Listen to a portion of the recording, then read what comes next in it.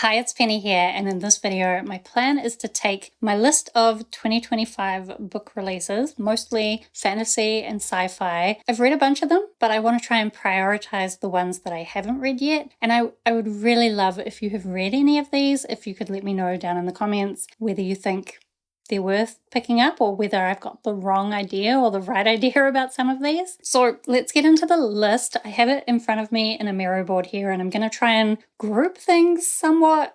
I'm not really sure. Let's see. So firstly, I have Green Teeth by Molly O'Neill. So this I picked up. I was hoping it would be kind of a cozy monster horror similar to Someone You Can Build a Nest In by John Wiswell. But since I put it on my TBR, I have heard things that make me think it's more like a bit of a mythological retelling. So I'm not sure if I'm still going to love it. However, I have put that on my November TBR. So that will go in, I guess, a group we're going to call planned. I'm pointing here because I'm expecting Editing Penny to make some kind of pictures. Thanks, future me. Okay, next I have The Third Rule of Time Travel by Philip Fracassi. So I love time travel books, and so when I heard about this, I think I saw a couple of people really loving it, so of course I put it on my list. What I do want to do though is look up where the average rating is on this one, because I haven't really heard anyone talking about this since those first few mentions at the start of the year, which potentially were like times where people had only read it because they've been given it for free. Let's see. So the average rating on Goodreads is 3.63. But I know a lot of people don't like time travel, but why would you pick up this book if you didn't like time travel? And I do like time travel. I'm going to put this in my maybe group, but I might move it. We'll see. I can see it's tagged as horror as well as time travel. I honestly don't remember or don't know any more than that, but I kind of feel like sometimes, especially time travel horror books, maybe it's better to go in without knowing too much. So I should say I'm working through this list in order of release date. So that was in March. And also in March was Alfie by Gregory Maguire. So this is like a prequel in the Wicked series, obviously being released just around the time the Wicked movies are coming out, hoping to get some more book sales. I really love Wicked, despite the writing style. I really love some of the ideas, and I didn't mind the second book in the series. The third and the fourth books in the series I really struggled through. I don't think they were great, despite having a few great moments. And Alfie, I think, is just like a prequel of Alphaba's childhood. So I have seen the reviews, I think, saying it doesn't add much. And honestly, I would expect the average ratings to be pretty low. 3.19, that's so low.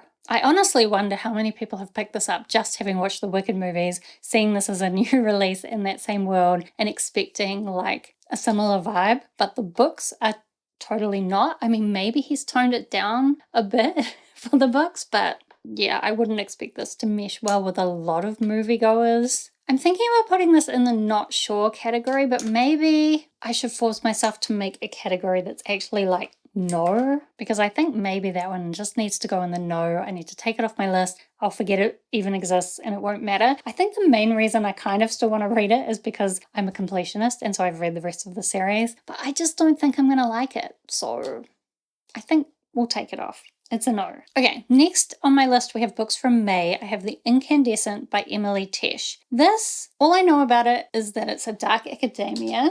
I do think as well it made it into the Goodreads Choice Award thing, so I guess that's a good sign. 3.99 is a pretty high average rating, and there's a lot of tags that make it look like it could be something I would like. Honestly, I'm not telling you the synopsis of a lot of these books because I don't know them, but Dark Academia, I think that this one I might actually put onto my priority list. If you've read it, I'd especially love to hear about this one. Is it great? I really would like it to be great. Okay, next we have Overgrowth by Mira Grant. This one I do know the synopsis of. It's kind of a story where there's this young girl, and right from a kid she's like, hey, I'm actually an alien, and I think the aliens are somewhat plant-based, and then she starts being like, hey, my family's gonna come and kill us all, and then they turn up. The average rating is 3.57. To be honest, Mira Grant is a pen name for Shawnee Maguire, and a lot of Shawnee Maguire stuff lately I have not been enjoying, but I have loved some things she's written under Mira Grant before. She writes more horror stuff under Mira Grant.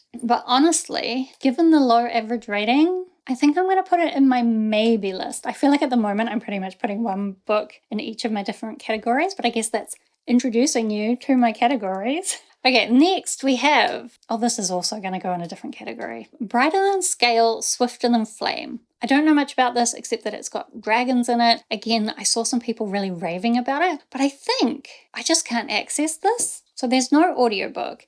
And the physical book is $41. I think that's just gone on special from when I looked at it last. But it's also only 176 pages, so I just don't know if I can justify $40 for such a short book. It does look like, there's a Kindle version, but it's German.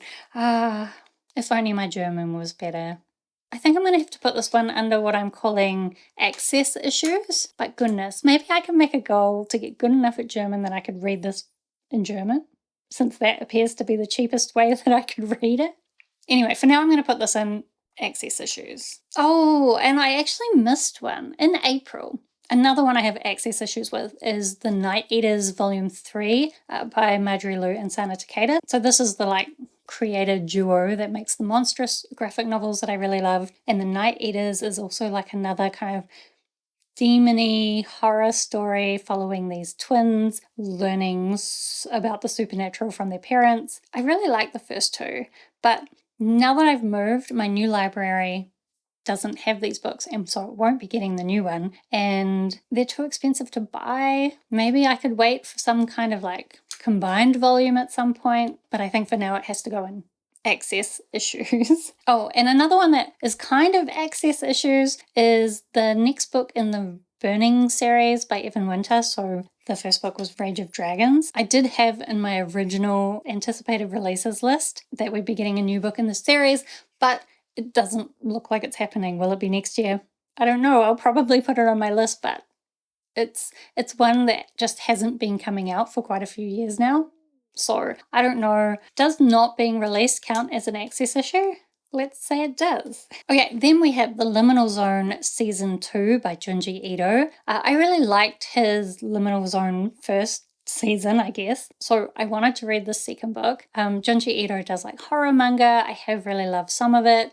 Others don't quite hit for me, but I was hopeful for this one, and my library does have it via Libby, and I just keep not getting to it, and every time I don't get to it and it returns itself, I have to put another hold on it, and the hold queue is kind of long, but I don't know, can I put it in the plan? I have a hold on it at the library. I just really need a plan about how to get back into reading graphic novels, because I just haven't been doing that lately. I'm going to put it in plan, and I'm going to make a plan. I'm not sure that's what I meant for that category, but that's what we're going to use it for. Then we have Wearing the Lion by John Wiswell. So I mentioned John Wiswell before when I mentioned Someone You Can Build a Nest In. And this was his next release. I think Someone You Can Build a Nest In was his debut novel. This is a Hercules mythological Greek myth retelling, which I haven't been loving Greek retellings lately, so I'm not sure it's what I wanted from John Wiswell. And I do think I also have access issues with this one. But I think for now, I'm going to put this on not sure. I'm not actually sure if I should even bother reading it, because I'm not that excited about it. I mostly just want to read it to support the author. But now I've taken so long, maybe I just prefer that maybe he will come out with something a little bit more to my taste next. Maybe. Do tell me if it's amazing though. Then I also have on the list A Song for Legends Lost by M.H. Ayinde, maybe? This is an epic fantasy. I've heard some great things about it. I would like to read it. I think it's African mythology inspired. I could be making that up. I kind of want to put this in priority, but also I'm kind of making it skip the queue in terms of I already have much overcomplicated list of series that I'm prioritizing, and I put those in priority order by trying the first chapter of all of them. So am I actually skipping this through the queue by putting it in priority? I don't know, but I would like to try it. I'm actually remembering I don't even know if I can get my hands on it. Oh, there is an audiobook. And the average rating is 3.91. I think I'm going to put this in priority and I'm going to try and squeeze it in. Okay, next we have The Inheritance by Ilona Andrews. So Ilona Andrews is one of my most favorite authors. The Kate Daniels series is here by them. This is one of the ones where they released it in like serialized form through their like blog, which is also what they did for the Innkeeper Chronicles. And it's not my favorite storytelling format. And to be honest, I'm a little bit frustrated that they took their time doing that instead of releasing some of the spin-offs from the Kate Daniels series. But I also know they were more focused on their big release they've got coming out next year. And so this was like just a little fun thing they were doing on the side while they didn't have anything else being released. And while I can kind of appreciate that kind of fan service, it says to me that they didn't put as much effort into this as maybe they would some of their other stuff. So like, I'm expecting it will still be fun because Ilona Andrews is great at writing characters and banter and world building, but I'm also not expecting it to be like a favorite of one of their works for me. But regardless, I do think I'm going to put it in the priority list because it is a favorite author and it's self-published and they did put an audiobook together. So I think the audiobook is probably a good way to go for this for me. Oh, I forgot to say we're up to August now. So another one that came up in August is The Art of Legend by Wesley Chu. So this is a fantasy series. It's something about there's a prophecy and this chosen one hasn't been trained very well to do what he's supposed to do. And then the prophecy doesn't really play out as expected. So this is the third book that's just been released and it's a trilogy, I'm pretty sure. Maybe I've made that up in my head. Concludes. It's the last book. And I know I did have this series already on my series priority list, and I thought relatively high. Let's check I'm not lying. Oh, it's in my top priority part of my series list. So I think that means this new release goes in the priority list, and I just need to get to the rest of the series first. Okay, then moving on to September, I did also have that we might get another book in the Adventures of Amina El-Sarafi. Doesn't look like that's happened. Maybe it's coming next year at this point, but I guess I'll put that in access issues. Then I actually have quite a few here for September, October, November. So in September, firstly, I have To Clutch a Razor by Veronica Roth. So this is the sequel to When Among Crows, which was quite short. And I think this one probably is too. And it's all based around Polish mythology and these kind of like vampire-ish creatures. I don't know what the sequel is meant to be about, but I did really like When Among Crows. So why haven't I gotten to this? I think I was probably waiting to see if my library would get it, and then I got overwhelmed with too many books to read. My library has the audiobook of the first book, but it doesn't have this yet. But I think it will get it. Will it? I think the thing with this one is that it's kind of high priority, but not high priority enough that I would be willing to pay to read it, or at least not while I'm pretty confident that my library will get it eventually. So should I put it in access issues for now? I think so, because I think what access issues really means is that I do really want to read it and I'm willing to wait till I actually have a chance. Then as well, we have Spread Me by Sarah Gailey. I have really loved some things by Sarah Gailey before. And I think at one point I basically went through and like binged everything she put out. This one though, I've heard is some kind of erotic horror, which does not sound to my taste. I think I'm going to put that in not sure. And I think so. Then we also have Slow Gods by Claire North. Now, I've loved some things by Claire North. I have The First 15 Lives of Harry August over here. I also kind of loved, even though I had a lot of critiques about it, I kind of loved The Sudden Disappearance of Hope. It was so unhinged. And that other one, Something About William Abbey. Again, I had some critiques, but some of it was amazing. And then Slow Gods, the story is something around gods, and I've kind of forgotten. I don't know it well enough to express it to you, and I kind of don't want to know, but I kind of just love Claire North's ideas, so this is going in priority. I assume I can get it.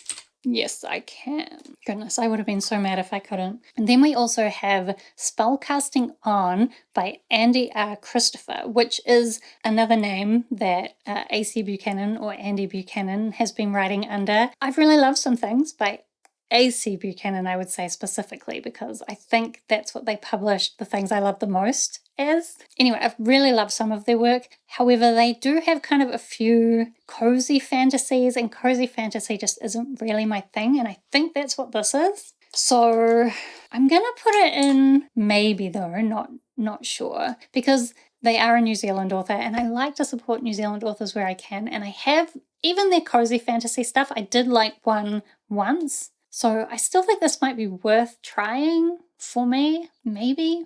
I think so. Okay, then moving on to October.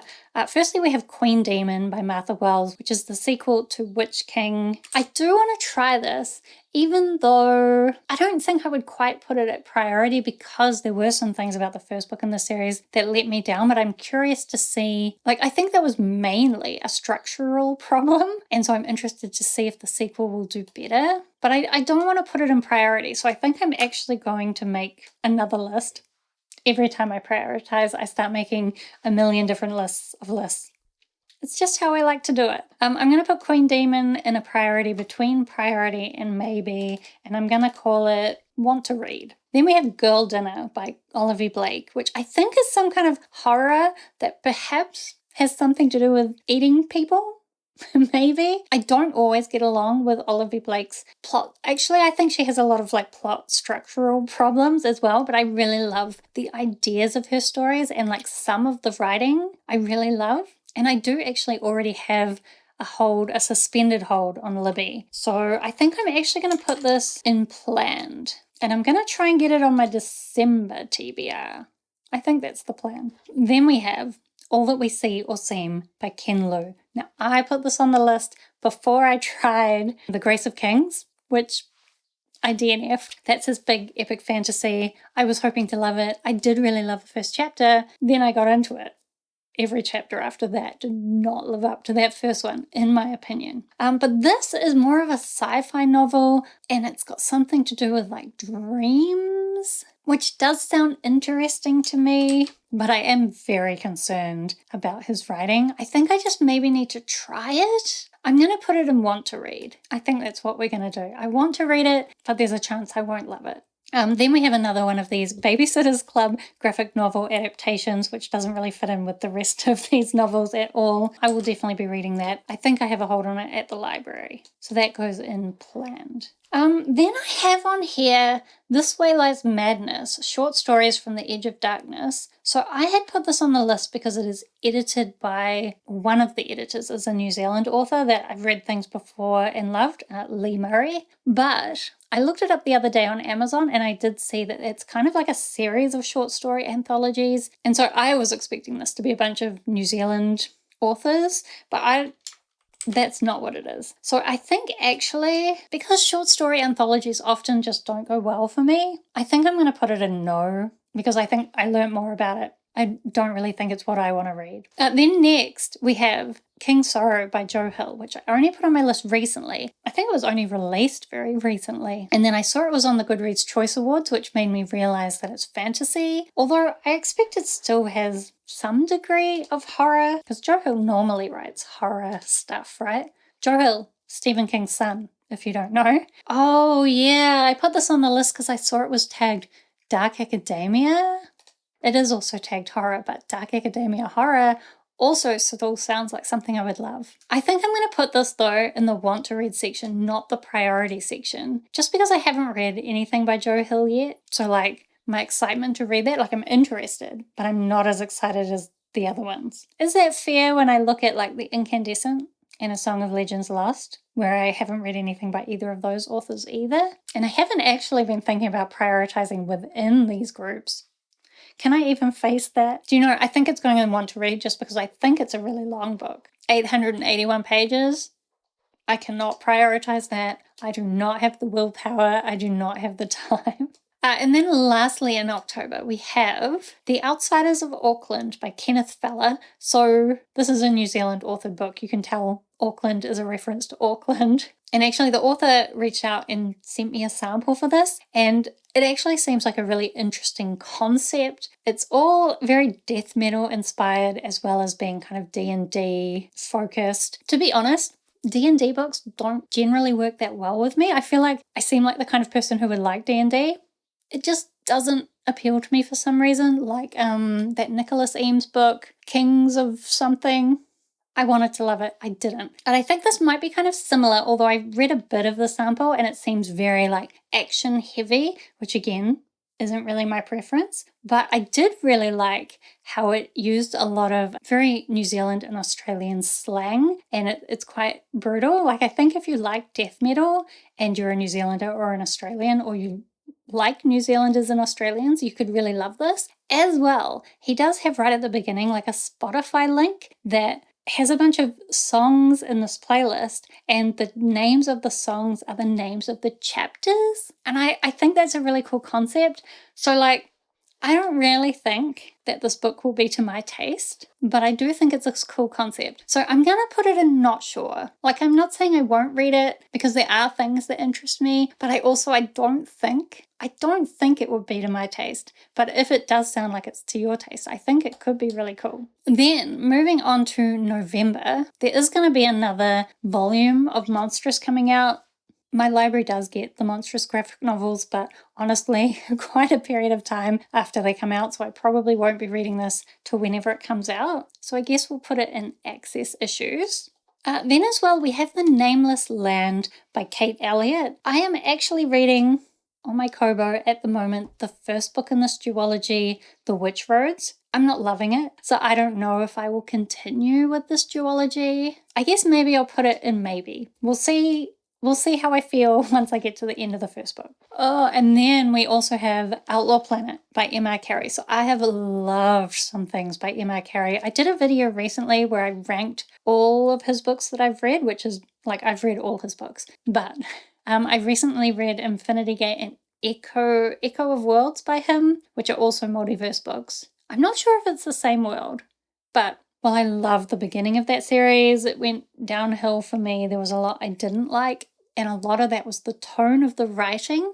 And when I read the synopsis for Outlaw Planet, the tone of the writing seems similar. So I'm just not sure if I'm going to love it. But like, since Emma Carey is an author I've like completed, I'm still interested.